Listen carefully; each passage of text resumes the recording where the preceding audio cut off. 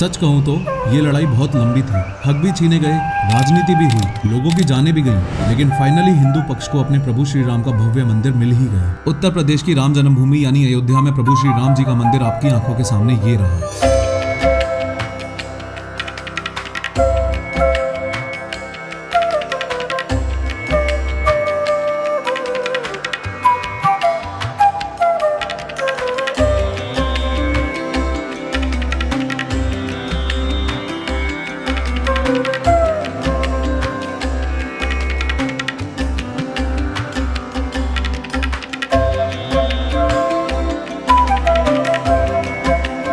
ये भव्य राम मंदिर 70 एकड़ के इस टोटल एरिया में से लगभग इस 8 एकड़ जमीन पर बना हुआ है। लेकिन मुगल बादशाह बाबर के कमांडर मीर बाकी ने जब वहां पर मंदिर तुड़वाकर मस्जिद बनवाया तो उसके बाद फिर से राम मंदिर बनाने का सफर सच में हद से ज्यादा मुश्किल था। सिर्फ 5 मिनट में 3D एनिमेशन की मदद से देखेंगे कि इस 1800 करोड़ रुपए की लागत से बने हुए भव्य राम मंदिर में किस जगह पर क्या क्या है। प्रभु श्री राम की प्रतिमा कहाँ होगी से लेकर जटायु की लोकेशन तक, VIP एंट्री की लोकेशन से लेकर महाबली हनुमान के मंदिर तक, आज सब कुछ इस वीडियो में देखेंगे। लेकिन हर बार की तरह शुरू से शुरू करते हैं। मंदिर के चारों ओर आप ये जो स्ट्रक्चर देख रहे हो ये परकोटा है, यानी एक तरह की सिक्योरिटी वॉल।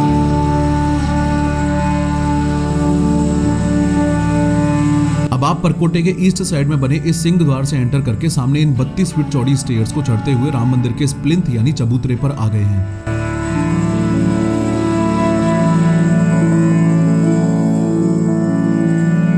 अब देखो, यहाँ से यहाँ तक मंदिर की जो लंबाई है वो है 360 फीट और यहाँ से यहाँ तक चौड़ाई है 235 फीट। और अगर हाइट की बात करें तो यहाँ प्लिंथ से मंदिर के शिखर तक 161 फीट है। एक बात और अच्छे से समझ लो, ये इतना बेस जो आपको दिख रहा है इसी को प्लिंथ बोला जा रहा है और इस प्लिंथ की हाइट लगभग 21 फीट से भी ज्यादा है। अगर सब कुछ हटा के एक एक करके देखा जाए तो ये मंदिर का ग्राउंड फ्लोर है। मंदिर में नॉर्मल एंट्री यहाँ से होगी और मंदिर में VIP एंट्री यहाँ से होगी। नॉर्मल एंट्री करने के बाद सबसे पहले आप यहाँ पहुंचोगे जो है सबसे पहला मंडप, फिर आप आगे बढ़ते हुए यहाँ पहुंचोगे जो है दूसरा मंडप, और फिर आप और आगे बढ़ते हुए यहाँ पहुंचोगे यानी तीसरे मंडप के जस्ट नीचे।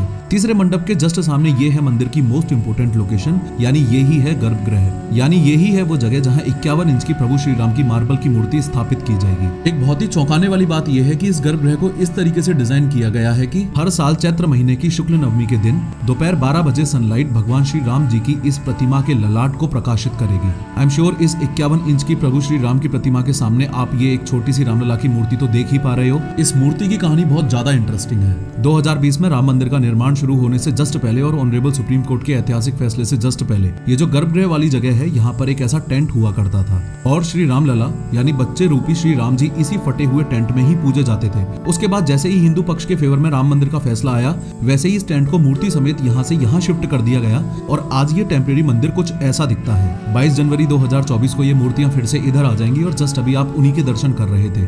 दर्शन करके आप इस गेट से एंटर होते हुए परिक्रमा करते हुए इस गेट से बाहर निकल जाएंगे और फिर तीसरे मंडप के लेफ्ट साइड में ये जो गेट है यहाँ से होते हुए आप मंदिर से एग्जिट कर पाएंगे। दूसरे और तीसरे मंडप के बीच में ये गेट्स और दीवारें हैं, लेकिन VIP एंट्री वालों के लिए सबसे बड़ा एडवांटेज ये रहेगा कि वो डायरेक्टली तीसरे मंडप में ही एंट्री ले पाएंगे। यहाँ थोड़ा सा पीछे आकर देखा जाए तो दूसरे मंडप में दोनों साइड से होते हुए सीढ़ियां सीधा फर्स्ट फ्लोर पर जा रही हैं। ऐसा माना जा रहा है कि ये सीढ़ियां दिसंबर 2024 तक लोगों के लिए खुलेंगी और फर्स्ट फ्लोर एक्सक्लूसिवली प्रभु श्री राम के परिवार के दर्शन के लिए होगा। मंदिर से बाहर आकर दिखाऊं तो ज्यादा उम्र वाले और डिसेबल्ड लोगों के लिए दो बहुत अच्छी सुविधाएं की गई हैं। सबसे पहली तो ये कि परकोटे के वेस्ट साइड में यानी गर्भगृह के जस्ट पीछे मंदिर में जाने के लिए यहाँ लिफ्ट लगाई जाएगी और दूसरी ये कि मंदिर के ईस्ट साइड में ये जो सीढ़ियां हैं उनके साइड में ऐसे रैंप्स बनाए जाएंगे। एक बात आपको ये भी अच्छे से पता होनी चाहिए कि श्री राम मंदिर के मेन स्ट्रक्चर को बनाने के लिए आयरन या सीमेंट का यूज किया ही नहीं है, बल्कि राजस्थान के बयाना तहसील के बंसी पहाड़पुर गांव के पिंक सैंडस्टोन्स के बड़े बड़े ब्लॉक्स को ऐसे आपस में फिट कर करके ये मंदिर बनाया गया है। इनफैक्ट पिलर्स भी ऐसे ही बनाए गए हैं और इस मंदिर में टोटल 366 पिलर्स हैं।